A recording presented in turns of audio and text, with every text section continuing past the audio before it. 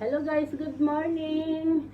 Ipapakita ko lang sa inyo ang aking bagong gawang bulaklak. Ayan, ito siya.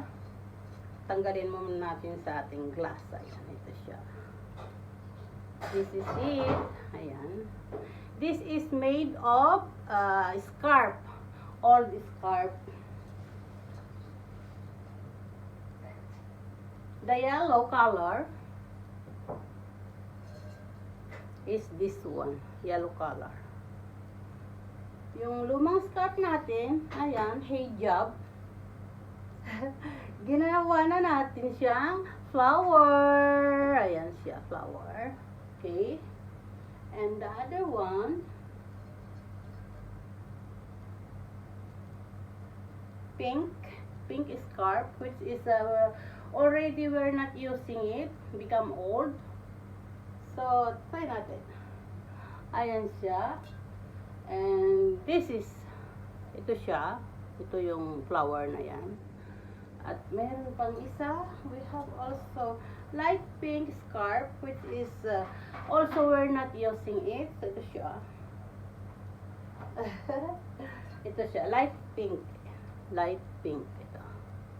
Light pink. At ito naman ay white. Ayun ang white natin. White. White scarf. Ang ginagawa lang natin, guys, ay putol-putulin lang natin ng konti. Puputulin lang natin siya ng konti. Tapos, ito siya ay parang ano siya, yung hanger. Hanger na maliit. Yung, kasi lahat ito mga ano to, mga lumang mga gamit ba? Lumang mga gamit na hindi na natin pwedeng gamitin, hindi natin siya itatapon. Ayan. Ito naman, mga ano din siya ito, yung hanger. Metal. Mga metal siya. Ito lang ang binili natin. Ayan, ito lang ang binili natin. Pero ito din ay metal din ito. Ito metal. Ginawa natin ito. Metal din siya. Kagaya ng paggawa ko doon sa aming kagaya nito, metal din ito, metal. Ito naman, ribbon siya. Ito naman ay hanger din siya. Yung hanger natin na ginagamit sa paglalabada. Yan. Ito siya, ano din ito, ribbon. Kaya ang paggawa nito, dahan-dahan ang pagkat, dahan-dahan yung pagkat para maganda yung kinalabasan nito. Ayan. Marami na tayong mga ginagawa guys ng mga bulaklak. At ang bahay natin ay puro puno-puno ng bulaklak. I just want to show you another one. Ito siya. Ito din siya ay made of flower. Tingnan nyo. Ano din siya? Yung hanger din siya. Ito naman, ribbon siya, ribbon. Ito, this is old cloth. This is old cloth. Yan, old cloth siya. Tapos ito naman, yung handle na to, hanger din siya. Hanger. Ito siya. Paper. And this, we have all here made of crepe paper. Made of crepe paper. Crepe paper. This is made of crepe paper. Yan. Kabisado natin ang crepe paper, di ba? Kasi lagi naman tayong gumagawa ng bulaklak. Crepe paper sa Pilipinas, di ba? Yan. Ito din, yung parang ano lang din ito, yung hanger. Mga lumang hanger, yan hindi natin tinatapon. Gawin natin silang mga bulaklak. Especially itong mga damit, yung mga damit na luma na hindi na natin ginagamit, pwede natin siyang gawing bulaklak.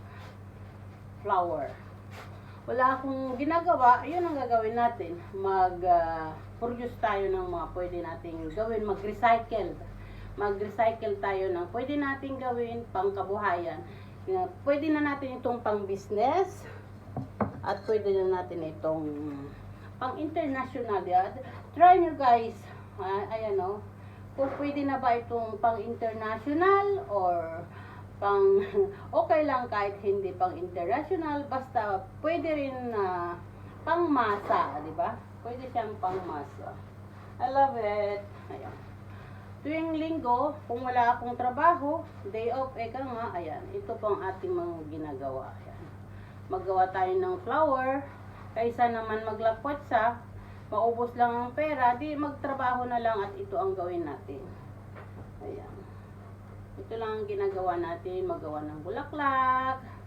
Diba, nakaka-inspire din kapag mayroon tayong mga ibang ginagawa. Maliban sa ating trabaho na original, na doon tayo sa salon, nagtatrabaho, at least meron tayong ibang libangan. Marami po tayong mga ginagawa dito ng mga bulaklak, kagaya ng mga pero ito, mga made na lang siya na, ito naman, ay made of paper din siya. Papel din siya, yung parang crepe paper. Crepe paper siya. Yan. Pero mas maganda, mas gusto ko yung mga talagang, ayan gawa ni Mamshi. I love it. Gawa ni Mamshi. Tingnan mo nga kung kamukha ni Mamshi ito. Ito lang yung pinaka gusto ko. Ito kasi, order ito. May nag-order sa amin. Ito, order ito. Naku, very rich. Mayaman siya na isang Indian na mayaman ang nag-order nito. At magkano ang cost nito is about 20 KD. Tingnan nyo ito guys, kung ano ito. Plastic lang ito. Plastic. Alam mo yung inaano natin sa plastic lang ito. Ayan, plastic lang ito. Ginawa na natin para siyang flower. Ayan, plastic lang siya. Ayan, plastic lang ito. Ito, plastic din yan. Plastic. Plastic siya. Para naman hindi maubos ang ating mga pinag-ipon-ipon dyan na pera, dagdag na rin ito na extra money, extra income, extra income. Ayan. So, maganda na yung mayroon tayong mga extra income at hindi na natin magagastos ang ating mga pera o sweldo. Ayan. Ito siya. 20 KD, malaking bagay na yun guys. Ayan. 20 KD, malaking bagay na yun. Kapag maibinta na natin ito. So, ayan guys. Thank you so much for watching. And thank you so much for subscribe my channel. And I love you all guys. I hope to see you soon in my next video. It's me, Mamshi Carable. Love, love, love.